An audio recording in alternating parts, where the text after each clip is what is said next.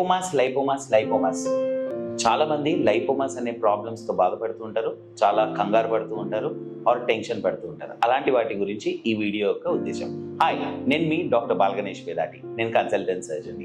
ఈ రోజు ఈ వీడియో ద్వారా మనం లైపోమా గురించి మొత్తం తెలుసుకుందాం. అసలు లైపోమా అంటే ఏంటి?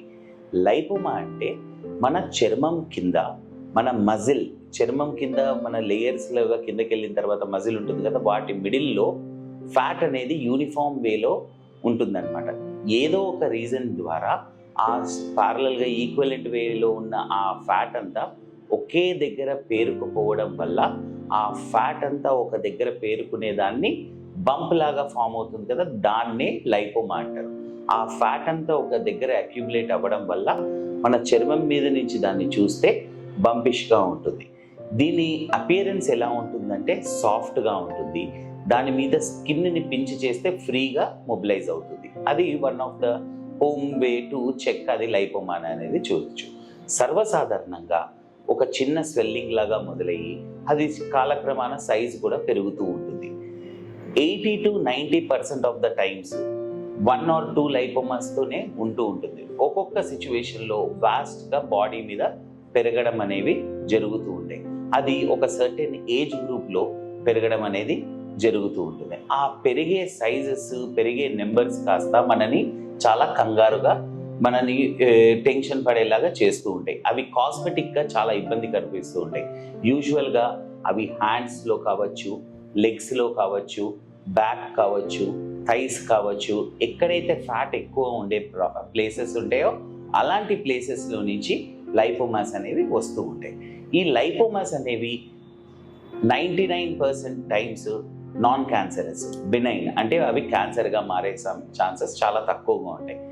ఈ లైపోమాస్ యొక్క మోస్ట్ కామన్ ప్రాబ్లం ఏంటంటే అమాంతంగా సైజు పెరగడం వల్ల స్కిన్ ఎక్స్పాండ్ అయ్యి స్ట్రెచ్ అయ్యి బాగా ఉబ్బినట్టుగా కనిపిస్తూ ఉంటాయి.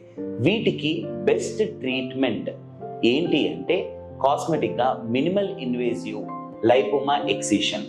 ఏదైతే పెద్ద పెద్ద కోతల ద్వారా చేసేవి, ఇప్పుడు చిన్న చిన్న రంధ్రాల ద్వారా లైపోమాస్ ని ఎక్స్ట్రాక్ట్ చేయడం జరుగుతుంది. ఈ సర్జరీ అయిన తర్వాత, హీలింగ్ అయిన తర్వాత స్కార్ కూడా విజువల్ గా ఉండనంత అడ్వాన్స్డ్ మెథడ్స్ వచ్చాయి. వీటిలోనూ లేజర్స్ అని డిఫరెంట్ మెథడ్స్ వచ్చాయి. అన్నిటినీ మనం ఇంప్లిమెంట్ చేస్తున్నాము. అన్నిటి ద్వారా పేషెంట్ అనే వారికి అవుట్కమ్స్ బాగున్నాయి. ఈ లైపోమా వచ్చినప్పుడు మీరేం చేయాలి? ఫస్ట్, కంగారు పడకూడదు. హోమ్ రెమెడీస్ వీటికి ఎక్కువగా పనిచేయవు. ఏదైనా చేయగలిగితే ఆయిల్ తీసుకొని మసాజెస్ ఇనిషియల్ స్టేజెస్లో చేస్తే ఒక చాలా మినిమల్ ఛాన్సెస్లో అది రెడ్యూస్ అయ్యే ఛాన్సెస్ ఉంటాయి.